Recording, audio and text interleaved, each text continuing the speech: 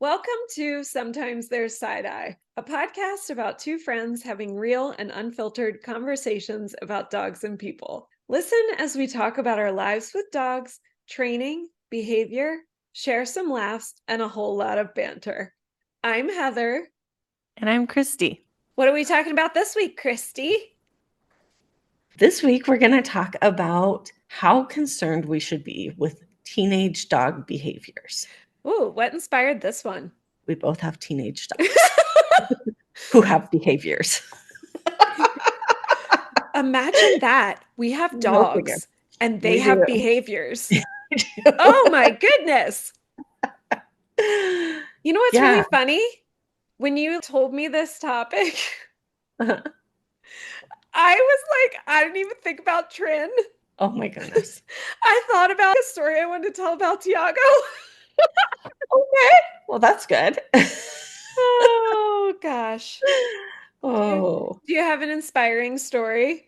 Maybe it's not inspiring. Maybe it's like made you cry. I don't know. Teenage behaviors can be tough. They can be. And one thing I was thinking as I was walking Jackson the other day is when I first got him, the first few weeks, I told Heather, even though I'm not adopting him, it is really nice to have a dog. I don't have to worry about watching for other dogs or people. Like I can just walk and it's no big deal. And that lasted for a while. And then he decided that people were very suspicious if they didn't have a dog with them. So then he started barking at people and growling at them. It really started with like a woman doing yoga in the park. And he was like, Oh, "You're not supposed to be sitting on the ground in the middle of the park. Like he that's found that unusual. very I don't like offensive. that." Yeah. And then it just grew from there to where he would just bark and growl at people as we walked along. And I thought, "Oh, I'm going to have to deal with this forever. This is who he is now." And it's not As- aggressive. It's not, but it's fearful and It's disconcerting to see and yeah. hear. Yeah, absolutely, cuz I really wanted a friendly dog and people are not intimidated by him, so a lot of people are like, "What a cute dog, let me come see him." And I'm like, "No, you can't because he's gonna growl at you and bark at you." A boof. He more boofs at like Yeah, kind of like I a would say it's a growl bark boof. Yeah. in combination. Yeah. And so the other day I was walking and I realized he's really outgrown that. He doesn't bark at people. He only what he does now is he mostly ignores them. He watches people, but he mostly ignores them. And then if they say hello to me or him, his eyes get big and he like whips his head back and looks at them. Like, wow, they're talking to us. And I give him a treat and then he moves on. He's like, "Oh, okay, they must be okay. It's fine."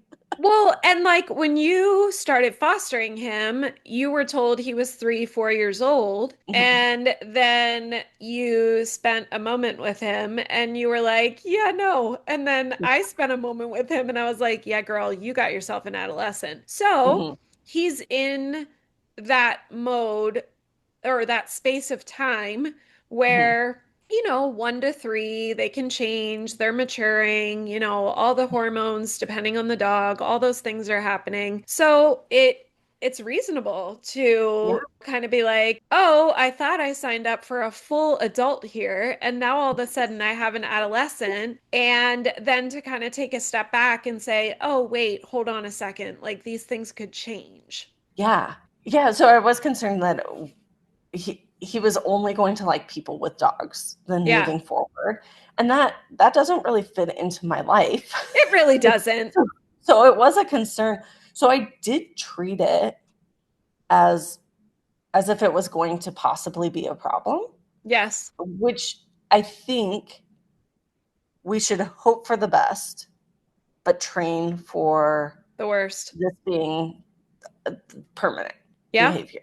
yeah. And I do think his behavior was influenced by training too, that we stopped approaching people, we stopped letting people approach him. We walk with two other dogs sometimes, and those dogs are very friendly, and so people come up all the time and say hello. And when people come up to say hello, he often will act like he kind of wants to go in. We just walk, he doesn't actually want to go in. He Yeah. gets in there and then he's like, oh, I think I'm in over my head. I don't think I like this actually. And so what we do is we just keep walking and let the other dogs catch up with us once strangers are done petting them. Well, you also have gotten to know him and you learned his Yes, personality, and then you learned what he was comfortable with and what he wasn't. And he has learned to trust you, and you two have built this relationship. So, absolutely.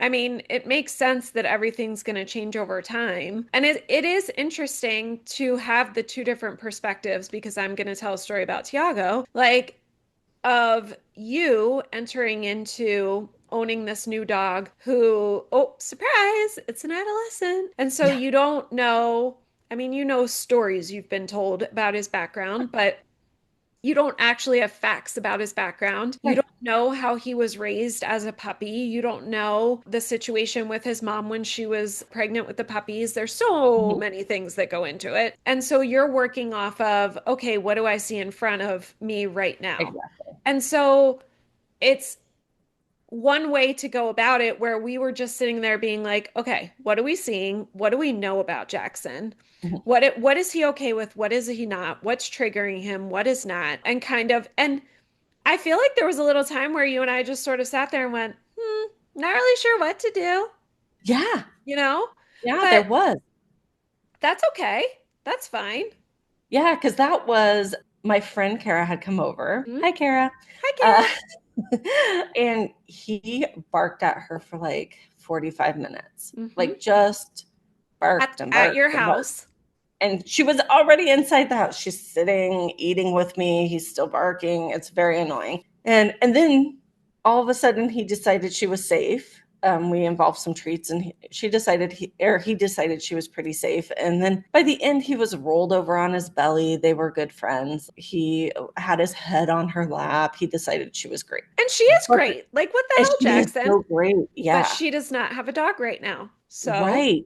Yeah. And so then when another friend was coming over, I said, hey, my dog might bark at you, but I'm going to try some different things. And Heather and I had talked through several different options and really weren't coming up with anything solid it's to true. try. It's true. Um, and so I just thought, okay, you know what I'm going to do? I'm just going to be really excited when that car pulls up and I'm putting a whole bag of treats that I know he loves outside of the door. So when my friend comes in, she's just going to pick up the treats, have them in her hands, and just start doling them out. And I said, if he has an upset stomach tomorrow, Oh, who well. cares? Yeah, he can have the whole bag of treats today Hmm. because we are going to make sure he makes a correlation that people coming over who are invited in are okay and a Absolutely. good thing. So, It and it kind of, went so much better. well, and it kind of goes along with how, because this happens sometimes too when you're out and about, how I was saying too, of essentially putting on cue, hey, that's a friend, Yes. that's someone who is okay. And I think that because you are building all this trust with Jackson, because you're doing all these sports and you're doing all this training, there is a level of like a platform where you're kind of working off of. Like you've already built Mhm. this foundation. So when you teach him this cue to be like, this is a friend, Yeah. it he can kind of look to you and be like, all right, like you haven't steered me wrong so far. Right. And so Yeah, we it did start works. doing that practice. We Yeah. started saying like, "Oh, there's our friend." And he would be like, "Oh, okay. That's Yeah. exciting." Isn't it So, funny how sometimes just like changing the tone of your voice, even when yeah. they don't know what the hell you're talking about, Mhm. changes their mindset so much Yeah, that it's exactly that's all it needs, you know? right. And I really thought originally that it would be helpful. I had a friend's dog over, a lab who's extremely friendly, and I thought that will be a confidence booster for him with our friend Kara.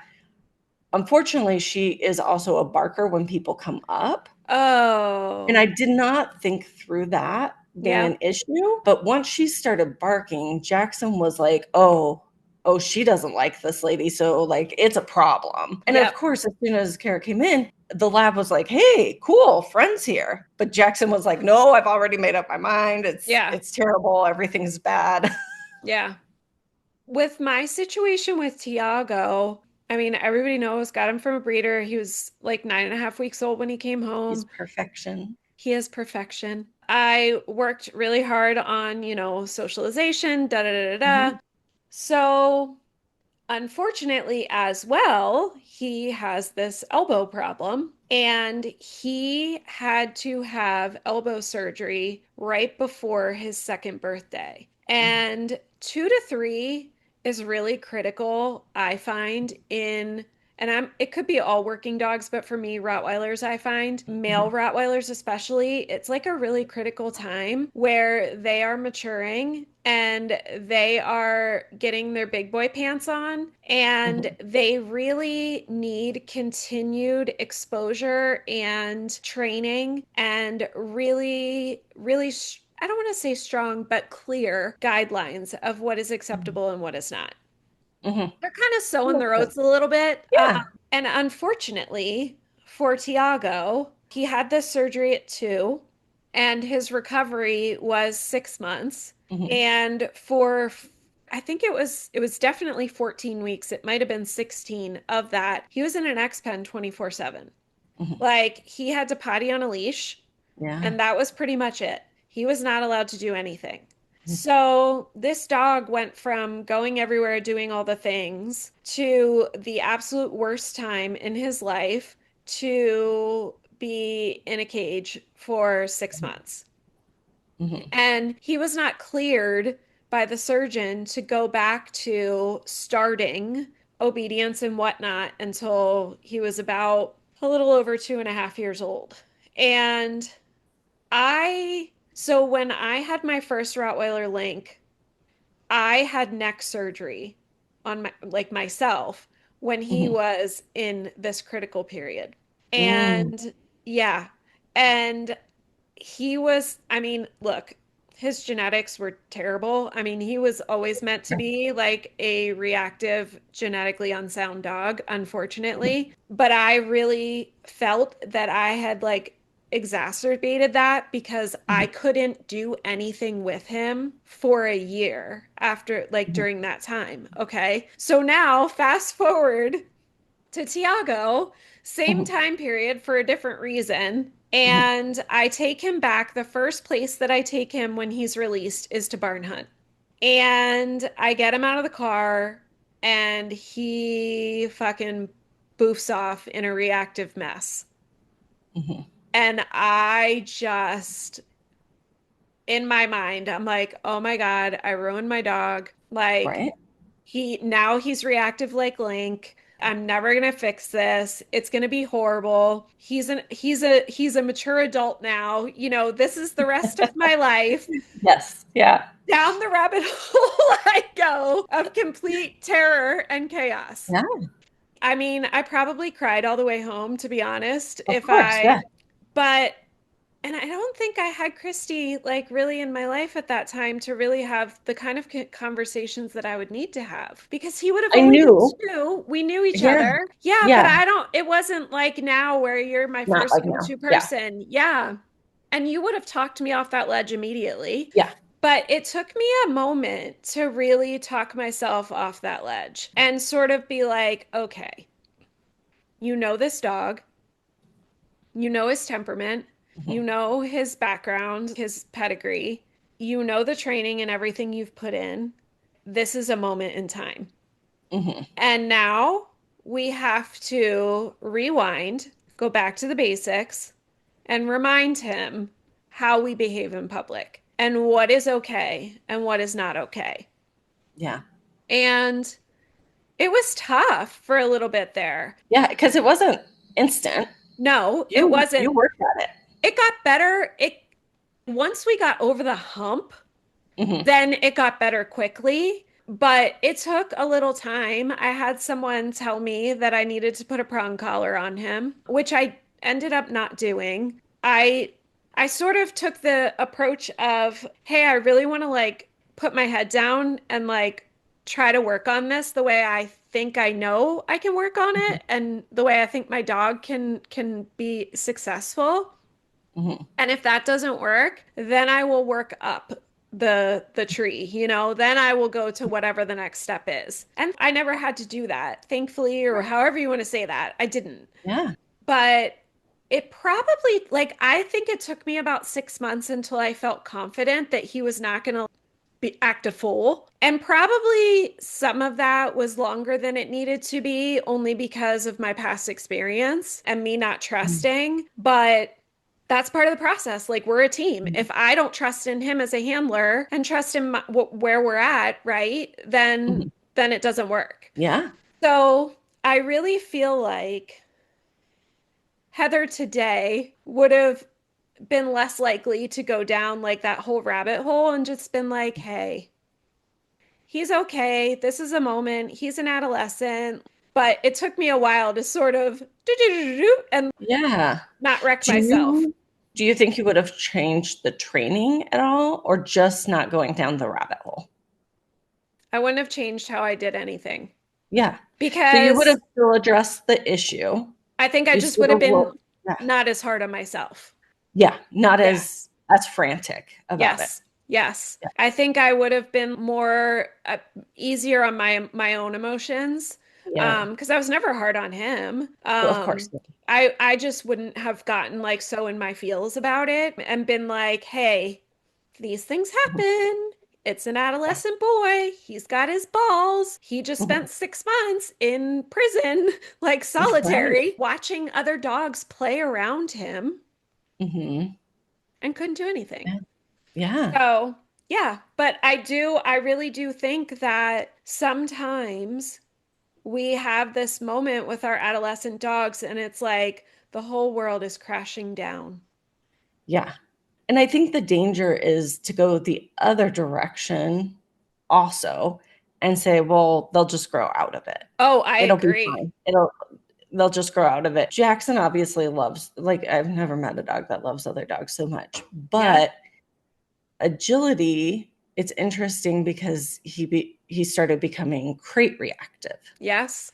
to other dogs, and I was shocked. Like, if you could see my face when the first time it happened, I was like, what is happening? And so I had to implement immediately. Of course, I talked to Heather, and then I think through, how can I implement some protocols where he doesn't have to deal with whatever emotions he's dealing with. And one of the things is it was very convenient to put my crate right by the gate so that I don't have to carry it so far because it's heavy and it's Yeah. bulky, and so I didn't want to carry it back and forth to the car for very long. So I was like, okay, suck it up. Like, go to the other end of the field, the far end where nobody wants to be because they all want to be by the gate. And guess what? That helped a lot. Yeah, because I feel like that was such frustration for him. It absolutely was. Yeah. A lot of frustration. And I also learned to, if I felt like he was starting into that frustration mode, I would stay by his kennel and toss treats in. So Yeah. he was still working with me instead of just sitting there amping Idle. up. Yeah. Yeah. Yeah. Yeah. I've seen, well, we went to a trainer who had a very a crate reactive dog. And I always would ask Heather, like, why doesn't she work on that with her dog? Like, her dog is like going after my pit bull It was through the bad. cage. And yeah. And I was like, oh, I don't trust that dog. Or manage it. Yeah. Yeah. And I wonder though if she thought he would just outgrow it and never Ooh, really man. worked through it. And then it became part of who he was. Yeah, because he was an Really ingrained adult. in there. And the longer you let things go, the harder it is then to come back from them. Oh, 100%. Let me tell Yeah. you about my dog who chases the TV. No. Oh, yeah. Oh, God. Yeah, I think, but I do really, really love the approach of don't assume the worst, but make a training plan Yeah. and just get to it. Mhm, Because okay, if you're overreacting and being like, oh my God, and you set up a training plan and you do this whole thing, right? And mhm, then it was never going to be anything in the first place. One, you're never going to know. And mhm. two, what did you get out of it? You just trained your dog, spent some time, and made some really solid behaviors. Exactly. Well, it's Yeah. like a whole bunch of wins. I mean, I Mhm. remember us talking about the Jackson thing in the parking lot at Barn Hunt, and I just kind of looked at you and I was like, well, like, if you do this, what's the worst that's going to happen? Yeah. Exactly. I mean, he learns to have a cue that says, hey, that's friendly. Okay. Yeah. Perfect. Like, who cares? Yeah. Yeah. Yeah. Even if this isn't an ongoing problem, it's okay because we've trained it. Yeah. Okay, I feel like I'm just really do something terrible to myself here, but Okay. I I'm I excited. am not seeing anything in Trin adolescence wise, well, that I didn't already see out of her. Like, there's nothing new from Okay. her as an adolescent yet that I'm like, fuck. Mm. The things that I'm like, I wish that wasn't that way. I knew we're going to be that way. I saw it Okay. in her as a young dog, right? So, Hmm. dear God, please let there be nothing new. But I, Everybody I, send hope and prayers at I this point. know. But I find myself instead with her as an adolescent seeing bright spots. Mm. So I would say to you, if you are sort of struggling with something in adolescence with your dog, while you are working and planning for, your training plan and sort of saying, hey, we're just going to work at this. Also, look for the bright spots because when you have an adolescent dog, there are things that are happening that you're Mhm. like, oh crap, my foundation really did come through. Oh, Mhm. should I tell the birdie story? For Mm. example, Yeah. I worked really hard with Trin on her recall and her drop it, ask me why. And earlier this week, she went out into the yard to do her regular perusing at 5 a.m. And I look, and there she is with something in her mouth. And I'm like, oh boy, I don't know what that is. And I'm afraid to find out. And I do my whole, what do you have? Let me see it. And she actually dropped it, and it was a Mhm. dead bird. Mm. Now, first of all, for her to even do that is mind blowing. I can't believe she dropped it. Also, I do want it noted, she did not kill the bird. She just No, found she a didn't. dead bird. Yeah. It was Yeah. it was already dried up. Murder. I know. At in this story's example, we did not Yep. have murder by my dog. Yeah. No, and I was one grossed out a little bit, but two, really the first thing I thought was, holy shit, like she dropped it. This is a really big deal. Yeah. And so like that's a bright spot, you know? Mhm. And so I would encourage you as you are making your way through adolescence that, hey, this could very well just be a snapshot in time. They're growing, they're changing, they're becoming like their little adult selves, Mhm. and that if you have bright spots to really kind of note them and celebrate them and just know that those bright spots are a little look hopefully into your future with your adult dog. Yeah. Yeah. Absolutely. I would say I'm glad that you have not seen some of those adolescent things. I feel like Jackson was full of them. I mean, give it time. Give it Yeah. time. She's not I two feel like yet. She'll be there two was in a lot. August. Yeah. Because I know that he had like just 2 incidents within a week over food with another dog, which Oh, I forgot about that. right? Yeah. So it was Wait, with was a it both Zephyr? no, it was Zephyr, and then it was a large pit bull in my neighborhood. Huh, both That both big yeah, dogs. Interesting. yeah. One, it was interesting because I was like, no, like he chews bones with the neighborhood dog. Hmm. He has no resource guarding. Like, and then I was like, Heather, I can't live with a resource guarder. You were Like, so upset when it happened with I was Zephyr. You were really like up. really upset. Also because Zephyr was a puppy and you were like, "Oh my God, did Also, I just ruin that dog?" Also, Zephyr's owner is not a huge fan of shepherds, Yeah, and so that's true. she was like, "Oh, your shepherd's so nice. I like he's the only shepherd I trust." And then he was like, "Brr," and I was like, "Oh no." But she didn't actually like she loves Jackson. Yeah, she does But love it was Jackson, but really kind of a whole funny like turn of events where you're like, oh shit. but I thought because I don't know his background. I I don't know know. his heritage. I don't know, was his mom a resource guarder? Was his dad a resource guarder? Like, I don't know. But that doesn't matter. Genetics matter. Genetics matter, but like it doesn't also mean that you need to slap a label on him, is what I Right. mean.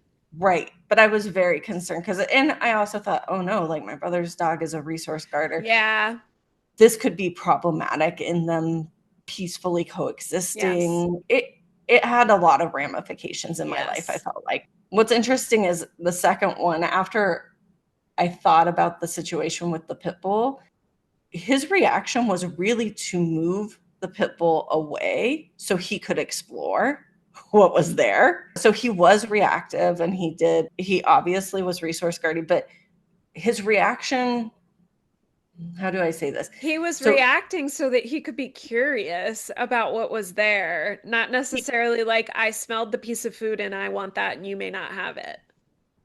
that, but also had Lucy reacted in that same way with teeth and Uh-huh. showing and barking and like moving the dog, there's a very different intent than a shepherd Hmm.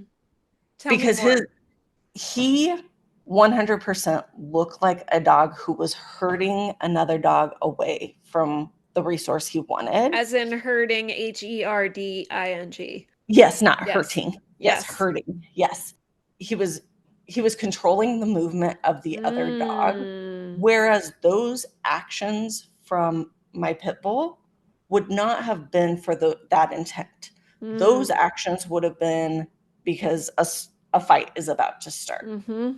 Mm-hmm. Uh, and so there was a very different intent Mm-hmm. in those actions. And once I had a chance to kind of think through that, I was like, oh, he did look very, very much like a dog who wanted to control movement Mm. from another dog. Yeah. And thank goodness that pit bull was just a saint and He was was like, like, "Dur, whoa, dur, dur, buddy. dur." He was Yeah. like, buddy, I didn't care that much. I was just, there wasn't even food. He just sniffed the ground because they Yeah. thought there was food. And then Jackson was like, oh, I think there's food there. I'm getting it. But the point of that is that those two incidents happened very close to each other, and Yes, you were distraught. I was distraught. And how many times has it happened since then? It hasn't at Yeah, all. it was Yeah. nothing. And Heather's okay, what's the game plan? So you work through. We need to start working on limiting times that can happen. Mm-hmm. Also watching closely, Mm-hmm. all these things, but also you're not getting rid of him if it really is an issue. So we just address the issue Mm-hmm. if it is an issue. Mm-hmm. And then it wasn't an issue at all. No. It was just a angsty teenage boy being an Yeah. angsty teenage boy. And for all we know, it could have been like an angsty teenage boy who was like completely trigger stacked by like 17 things we didn't even know about. Yeah, could have been. I'm trying to remind myself right now that she's probably going to go into season, like, who knows, probably next Saturday when she's supposed to do her ORT. Has it gotten into season yet? No, no. Dear. So I am also trying to remind myself, like, okay, adolescent, and also getting ready to go into her next heat cycle. And so if she's like a real mess right now, I probably need to just sort of put that on the shelf. So we Yeah. should probably remember those things too. Is your Yeah. dog intact? Is it a boy? Is it a girl? Is it a boy and there's a bitch in season in the house? Is there an aging dog in the house that suddenly has an illness and you have an adolescent? It's not just your adolescent dog, it's also all the things that are going around that adolescent dog that could be contributing to whatever's going on with them as they're going through this little angsty phase. Yeah. And I think it's almost like human teenagers where this They, is a learning phase. they a mess. They're a mess. They're a little bit angsty and hormonal. They're figuring out who they are, but also there's new experiences that feel really scary. And there can be a couple different ways that they experience those new things where it's they stay in that fear. for example, when Jackson saw a tractor for the first time, super scary. So I had the option to let him just stay in the fear. I had the option to say, no, you can't be afraid of it. It's nothing, blah, blah, blah. That Or I had doesn't the work. option to say, like, hey, do you feel comfortable exploring it? Do you feel comfortable moving towards it? How about we just stand here and look at it? And kind of like you would with your teenager. There's parents who are like, don't be stupid. That's not scary. And then there's parents who are like, just ignore it. Like, it'll be fine. I don't just, it's fine. And then there's parents who are like, let's talk through this. Like, why is that scary? How can we overcome some of those fears? Offering what can support. we do? Yeah. And that's what I want as an owner of a teenage dog. I want to be there to support. In fact, just before this podcast, I went to move the shower curtain and the whole rod fell down. Oh no. And Jackson was right there, so it almost fell on him and I caught it. But then we had to work through because that was very scary. So we worked through. Do you want to see it? And the shower curtain is still on the floor because we're going to go back and readdress it in the room. After this, because we're going to give it a few hours and then see if it's still scary. Because I don't think it's going to be scary in a couple hours. Yep. Yeah. So I would just say, adolescent dogs, keep in mind what you know about your dog, your relationship with your dog, your training habits with your dog, and what you've built already. Keep in mind the environment around them, the other animals and people they're interacting with. Keep in mind their status. Are they intact? Are they not? And then just remind yourself that this really is a snapshot in time and better to prepare for the worst and make it a training program that way. Yeah, we can't ignore it and pretend it's not happening. Well, we shouldn't. Yeah, right. Please don't. I guess we can, but we shouldn't. Let's not pretend, it's not happening. But also, let's not think it's the end of the world. Yeah. Because it may be nothing, but it's not going to hurt to train through some of these things. Yeah. All of these things. Yeah. And like, oh, gee darn, an excuse to train your dog. It'll be better for both of you. And to build that relationship of trust and support. Yeah. And make it even stronger. Yes. I agree. Good. We're on the same page. If you've enjoyed this episode, subscribe, rate, and share us wherever you get your podcasts. Also, come on over to Instagram and engage with us at Sometimes There's Side Eye. Thanks for listening, everybody. Talk to you next time. Bye. Bye.